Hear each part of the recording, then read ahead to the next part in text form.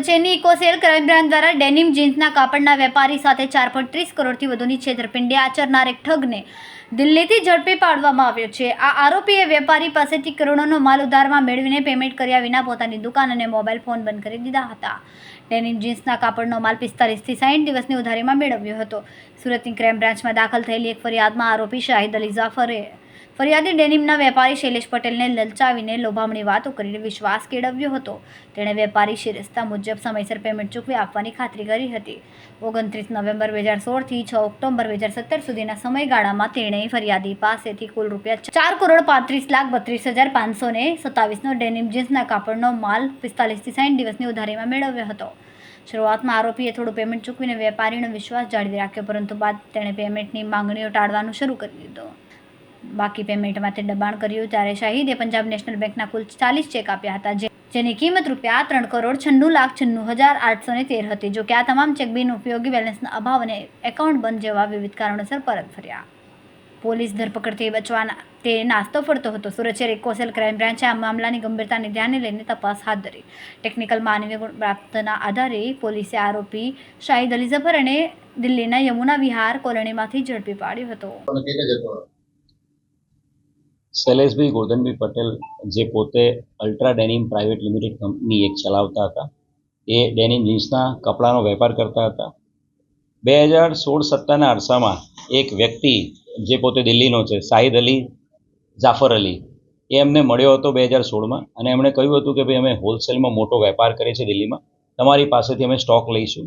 અને 2016થી 2017ની વચ્ચે 11 મહિનાની અંદર 4,35,00,000 રૂપિયા જેટલો ડેનિમ જીન્સના કપડાનો એમણે માલ લીધો હતો ફરિયાદી પાસેથી। અને એ અનુસંધાને ફરિયાદીએ વારંવાર છેલ્લા 5-7 વર્ષથી એ આરોપીનો સંપર્ક કરતા હતા। ઘણી બધી વખત પેમેન્ટ માટે એમણે વાતચીત કરી હતી, પણ 4,35,00,000ની અંદર ફક્ત 4 લાખ રૂપિયા એમણે પેમેન્ટ અત્યાર સુધીમાં કર્યું હતું। અને એણે આપેલા ટોટલ 40 જેટલા ચેકો, એ તમામ ચેકો બાઉન્સ થયા હતા।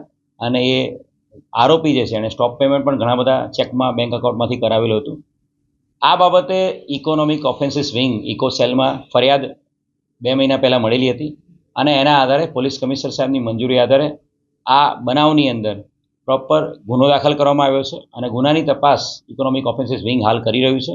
આ ગુનામાં આરોપી બાબતે ટેકનિકલ અને હ્યુમન ઇન્ટેલિજન્સ આધારે વર્કઆઉટ કરવામાં આવ્યું હતું, અને ઇન્સ્પેક્ટર મહેન્દ્રસિંહ એની ચોક્કસ હકીકત આધારે ટેકનિકલ અને હ્યુમન ઇન્ટેલિજન્સ વર્કઆઉટ આધારે દિલ્હી ખાતેથી આ આરોપી શાહિદ અલી જફર અલીને પકડી પાડવામાં આવ્યો છે। એક સારી સફળતા ઇકોનોમિક ઓફેન્સીસ વિંગને મળી છે।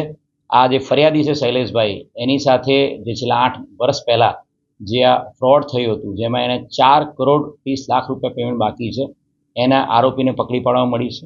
આ આરોપીના 5 દિવસના રિમાન્ડ મેળવવામાં આવ્યા છે। આરોપીની સાથે એના પરિવારના સભ્યો, આ તમામના બેંક એકાઉન્ટની ડિટેલ્સ પણ હાલ મેળવવામાં આવી રહી છે। અને આરોપીએ જે આ માલ જે લીધો હતો, એ માલ કેટલા લોકોને, કયા વેપારીઓને આપેલો છે, એની અંદર એણે બોનાફાઇડ પરચેઝર છે ત્યાં કે મેલાફાઇડ પરચેઝર છે, જીએસટી વગર એણે બારોબાર માલ વેચી માર્યો, એ બાબતે ટોટલ રિમાન્ડ દરમિયાન તપાસ કરવામાં આવી રહી છે। અને જરૂર જણાશે ત્યારે અલગ અલગ ટીમો ફરીથી પાછી દિલ્હી મોકલીને આ જે એફઆઈઆર છે એની અંદર અન્ય કોઈ આરોપીઓના નામ ખુલે